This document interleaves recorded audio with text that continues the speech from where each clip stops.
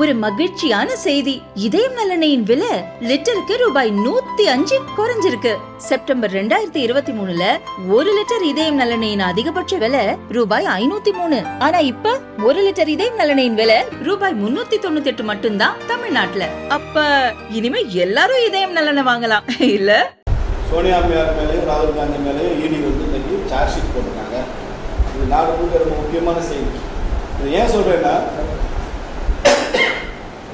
காங்கிரஸ் கட்சி தேசத்தின் சொத்தை லூட் பண்ணுது அப்படிங்கிறது எனக்கு ஆச்சரியம் இல்லை.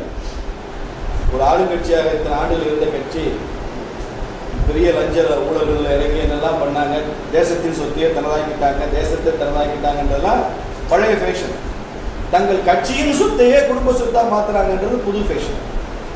இது உலக வரலாற்று எங்கேயுமே இல்லை. நீங்க 50 லட்சம் ரூபாய் கொடுத்துட்டு 2000 கோடி அசட்டை நம்ம பக்கம் கொண்டு வந்துடலாம், நம்ம ட்ரஸ்ட்டுக்கு எடுத்துக்கலாம்னா இது ரொம்ப பெரிய ஸ்கேண்டல், ரொம்ப பெரிய ஸ்கேம். இது வந்து நிச்சயமாக உண்மை வெளியில் வரும். அவங்க மக்களுக்கு பதில் சொல்லணும், நீதிமன்றத்திலேயும் பதில் சொல்லணும், மக்களுக்கு பதில் சொல்லணும்.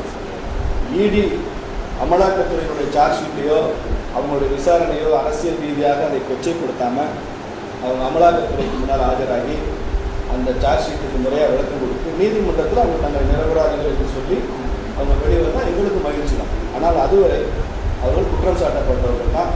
அவர்கள் நீதிமன்றத்துக்கும் கடமைப்பட்டவங்க, பொது வாழ்க்கையில் இருக்கிறதுனால மக்களுக்கும் அவங்க பதில் சொல்ல கடமைப்பட்டவங்க.